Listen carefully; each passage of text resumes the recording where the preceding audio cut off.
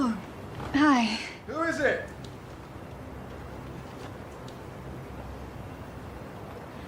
마스타야. 안녕하세요, 마스타입니다. 레알 마드리드 최근 소식 짧게 정리해드리겠습니다. 먼저 추아멘이 이적 소식입니다. 솔직하게 몰랐습니다. 레알 쪽 소식으로는 단 1도 언급이 안 됐던 내용이라 맨유가 추아메니와 링크가 뛰는지 1도 몰랐습니다. BBC 사이먼 스톤에 따르면 추아메니가 맨유의 영입 대상으로 떠올랐다고 합니다. 개인적인 생각을 말해보면 뭐 딱히 할 말은 없습니다. 추아메니의 계약 기간이 2028년까지로 슬슬 재계약 시기이니 이런 소식이 나오는 거 아닌가 싶습니다. 그리고 추아메니 에이전트가 맨유의 은베모와 같은 에이전트인 것도 최근에 알려지면서 이거 그냥 매니 땅 냄새가 짙게 납니다. 그리고 상식적으로 지금 카마빙가가 망해서 삼선 자원이라고는 추아메니가 유일하다 싶은데 로드리가 확정적으로 오는 것도 아니고 비티냐가 확정적으로 오는 것도 아니고 구단에서 정신 나가지 않는 이상 팔겠습니까? 솔직하게 말해서 추아메니보다 위급 자원이라고는 로드리, 비티냐 정도의 동급으로는 토날리라고 생각하는데 얘네들 중 하나 데려올 수 있는 거 아니면 추아메니를 팔 이유가 없습니다. 그리고 로드리, 비티냐, 토날리 중 한 명 데려올 수 있다고 하더라도 굳이 추아메니를 팔 이유가 없습니다. 가뜩이나 센터백 부상으로 매 시즌마다 고통받고 있는데 센터백 커버도 가능한 추아메니를 왜 팝니까? 그래도 이적 시장에 절대라는 건 없기 때문에 판다 치면 영입할 때 이적료가 8천만 유로 플러스 2천만 유로였는데 최소 1억 유로는 받아야 한다고 생각합니다. 나이도 이제 00년생으로 26살인데 프라임타임에 진입했고 달레바나 와튼에게 책정되는 금액도 1억 파운드 근방인데 추아메니는 최소한 보여준 게 얼마입니까? 23-24 시즌 챔스 우승 핵심 멤버에 월드컵 결승도 진출해본 선수가 비싸면 더 비싸야지. 어차피 발레바나 와튼 진짜 1억 파운드 넘긴다고 생각하지 않습니다. 가격은 내려갈 텐데 파운드 유로 차이도 있고 추아메니는 이들보단 비싸야겠죠. 추아메니는 최소 1억 유로는 받아야 한다고 생각합니다. 최근 페레즈에 대한 괴소문이 많습니다. 소문만 들으면 미친놈 같습니다. 확인해보면 ABC에 따르면 페레즈는 이번 시즌을 분석했고 선수들에게 책임이 없다고 믿고 있다고 합니다. 이어서 이번 시즌 실패는 안첼로티 감독 경질 이후 잘못된 감독을 선임한 자신의 잘못이라고 생각한다고 합니다.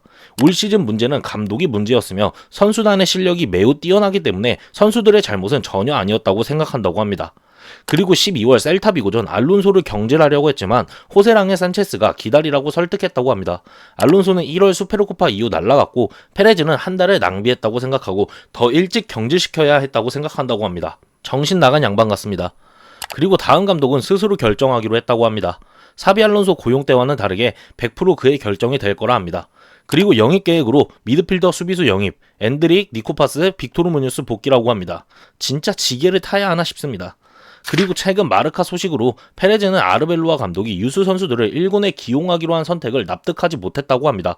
기존 1군 선수들 기용에 집중해야 했다고 생각한다고 합니다. 정신나간 양반이 벨링엄 부상에 카마빈가 실력 이슈로 피타르치랑 마누엘 랑엘 올린 걸로 뭘 납득 못하고가 어디 있습니까? 그냥 포켓몬 마냥 온몸 비틀기해서 경기 이기려고 한 건데 정신나간 양반인 게 슬슬 지게각을 잡아야 하나 싶습니다. 신빙성을 더하기 위해 라몬 알바레즈 소식으로도 레알 마드리드 수뇌부는 플로렌티노 페레즈로 최종 결정자라고 밝혔습니다. 감독 선임은 전적으로 페레즈가 주도한다고 합니다. 원래도 그랬지만 이번에는 더 확실하게 본인이 방향을 정했다고 합니다. 아르벨로아도 페레즈 머릿속에는 잔류 가능성 없다고 합니다. 선수단 책임도 페레즈는 다른 감독이었으면 더 잘 이끌었을 거라 생각한다고 합니다.